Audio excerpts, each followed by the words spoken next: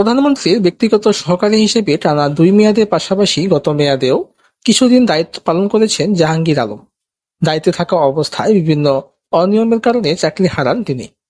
রোববার প্রধানমন্ত্রী শেখ হাসিনা তার দুর্নীতির বিষয়ে ইঙ্গিত দেওয়ার পরই আলোচনায় আসে কে এই 400 কোটি টাকার পিয়ন। বিষয়টি নিয়ে রাতে সংবাদ প্রকাশ হওয়ার পর জাহাঙ্গীর আলম, তার স্ত্রী কামরুন নাহার ও তাদের স্বার্থ সংশ্লিষ্ট প্রতিষ্ঠানের ব্যাংক হিসাব জব্দ করার নির্দেশ দিয়েছে বাংলাদেশ ব্যাংক।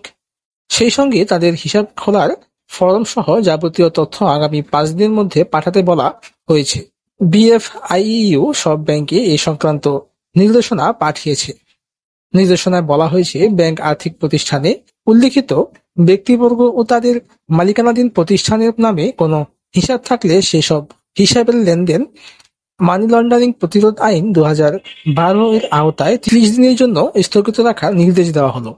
গতকাল চীন সফর নিয়ে প্রধানমন্ত্রী শেখ হাসিনার সংবাদ সম্মেলনে দুর্নীতির বিরুদ্ধে ব্যবস্থা নেওয়ার প্রসঙ্গে নিজের বাসায় সাবেক এক কর্মীর অর্থ সম্পত্তির বিষয়টি তুলে আনেন প্রধানমন্ত্রী। প্রধানমন্ত্রী এই সময় বলেছিলেন, আমার বাসায় কাজ করেছে, পিয়ন ছিল সে, এখন 400 কোটি টাকার মালিক। হেলিকপ্টার ছাড়া চলে না। বাস্তব কথা, কি করে বানালো এত টাকা জানতে পেরেছি, পরেই ব্যবস্থা নিয়েছি। জানা যায়, জাহাঙ্গীর আলম নোয়াখালীর চাটখালী উপজেলার খিলপাড়া ইউনিয়নের নাহারখিল গ্রামের বাসিন্দা। তিনি এর আগে নোয়াখালী জেলা আওয়ামী লীগের সহসভাপতি হিসেবে দায়িত্ব পালন করেছেন।